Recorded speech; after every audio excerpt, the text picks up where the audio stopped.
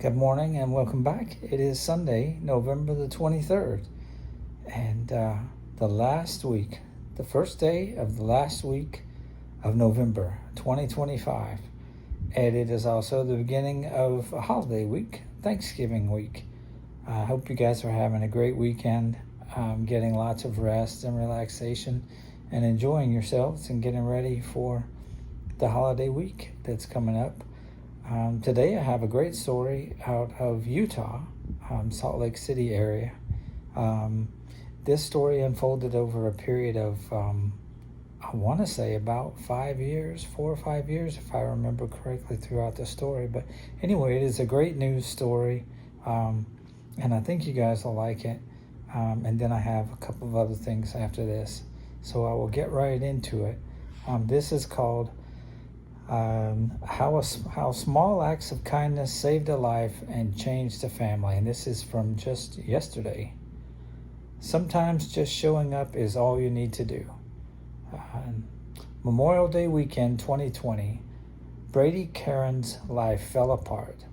He'd spent the day riding horses and target shooting with his daughters in the mountains near their Heber Valley home. That evening he grew weak and yellow. He could hardly walk from one room to the other, recalls his wife, Marani. Doctors discovered Brady's liver was failing. He needed emergency surgery, which the nearest hospital could not perform. So the Carons drove from one facility to another before finally finding a surgical team an hour away in Salt Lake City. Because of COVID-19 restrictions, Marani couldn't stay by Brady's side. Overcome with fear, she pleaded to see him once before leaving. A security guard named Keith escorted her upstairs. As the elevator doors closed, Keith mentioned he was from Idaho. Marani felt a shock run through her body. Quote, "I knew without a shadow of a doubt it was him," end quote, she says, her birth father. That's a twist.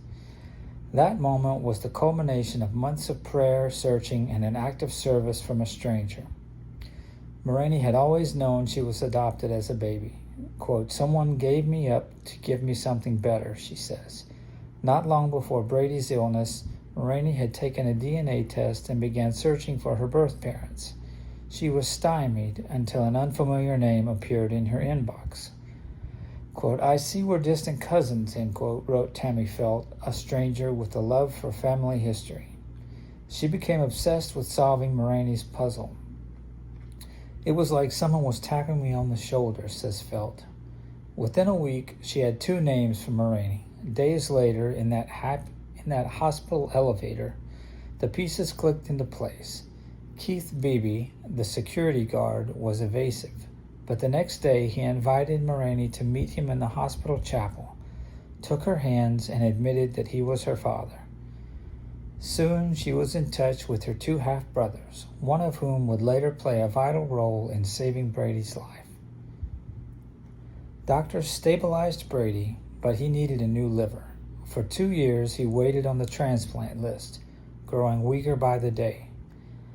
Their small farm became impossible to manage. Kurt Clyde and his family, who lived next door, offered to tend the Caron's fields. "It wasn't a big sacrifice," says Kurt. "We saw a need and we were able to help." Members of their church congregation joined in. One man came over every day with a shovel, helping to install sprinklers, though he'd never done it before. "Sometimes just showing up is all you need to do," Kurt says. Those small, faithful acts of service kept the family afloat. The feeling of gratitude, it's amazing, says Marani. By 2023, Brady's condition had become dire, and doctors recommended that he find a living donor to give a portion of their liver. I didn't know that was a thing, a portion of a liver. Interesting. Brady was reluctant to ask for something so big, so Marani wrote the Facebook post. Ken Kimber, a retired Army pilot and the husband of one of Marani's cousins, volunteered. "When you leave the military, you want a purpose," Ken says. "I thought, why not? What do I have to lose?" He endured months of testing and eventually went into surgery, but the doctors never used his liver. The lead surgeon later told him, "I'm not a religious person, but I had your liver in my hands and felt it wasn't right." Kim was left with scars and ongoing complications, but says he'd do it again in a heartbeat. Next, Mulroney's newly found half-brother, Brock Beebe, stepped forward. "Do you really want to risk your health?" she asked. "Family looks out for family," he replied. Brock spent 6 months losing weight and traveling to the hospital for tests. "Never once did I think it was a mistake," he says. "Something had to happen for Brady, and I knew I could be that something." Before the procedure could take place, the Karens received a call that changed everything. While their bills mounted, a friend, Cynthia Blades, offered to organize a fundraising carnival and auction, despite her own chronic illness. "I believe in prayer and fasting," said Blades. There was a second and third set of invisible hands helping. A few days before the carnival, which would ultimately raise $15,000, Brady and Mulroney went to church to pray. There, Brady says, the thought came like a lightning bolt. "Be still and know that I am God." That's always a good idea. As they walked out, his phone rang. A liver was available from a deceased donor. Doctors later said they suspected Brady would need a full liver to survive rather than a partial donation from a living donor. Brady gets emotional just thinking about the young man whose organ saved him. "To allow me to raise my daughters and be with my family, that's something you can never repay," says Brady. "My goal is to live the best life I can with the gift they gave me." "We know there's a mother and father who miss their son," adds Mulroney. "In the midst of their tragedy, they said yes so others could live. We love them. Thank you." Today, Brady is healthy again, riding horses, working their farm, and chasing his 3 daughters through the Heber Valley. The Karens see their story as a web of divine mercy woven through countless acts of service. A stranger's help with genealogy, neighbors tending fields, a soldier offering his own body, a brother's willingness to give, and a friend moved by prayer to rally a community.